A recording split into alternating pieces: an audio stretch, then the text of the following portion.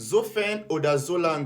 Comment bien les utiliser afin de ne pas les confondre dans ton allemand? Tu as sûrement déjà vu ces deux conjonctions dans les textes ou bien dans les modèles de lettres, que ce soit les emails, les contrats ou so weiter.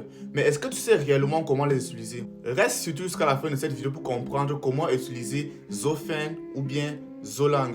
Je t'invite à prendre une seconde pour liker, t'abonner et surtout me laisser dans les commentaires tes préoccupations afin que je puisse y répondre si possible par une vidéo. Entrons dans le vif du sujet.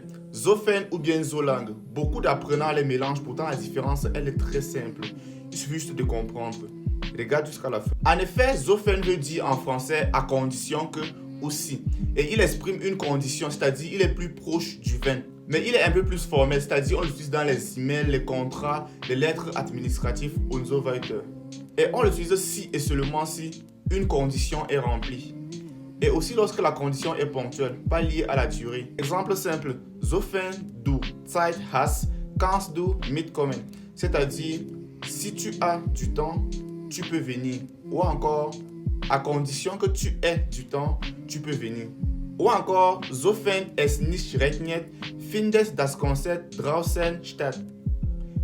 À condition qu'il ne pleuve pas, le concert aura lieu dehors. Ou bien, s'il ne pleut pas, le concert aura lieu dehors. L'astuce ici, c'est tout simplement que si tu peux remplacer par si, ou si tu peux remplacer par à condition que, il faut remplacer par Zofen. Zolang par contre veut dire tant que ou aussi longtemps que.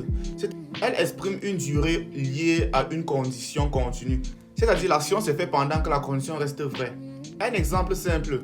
Solange du lernst, wirst du Fortschritte machen.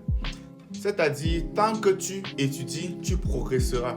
Un deuxième exemple c'est Ich bleibe hier, solange du mich brauchst. C'est-à-dire je reste ici aussi longtemps que tu as besoin de moi.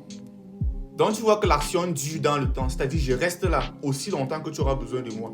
Tant que tu n'auras plus besoin de moi, je pourrai quitter. Donc l'action continue dans le temps. Donc tu dois retenir que s'il y a une idée de temps qui passe, pense immédiatement à Zolang et non à Zofen. Si par exemple une phrase qui illustre parfois une erreur qu'on commet couramment. Zofen du hier bist, warte ich. Ici on parle d'une durée, donc c'est faux. Ici on devait plutôt dire Solange du hier bist, warte ich. Tant que tu es ici, j'attends.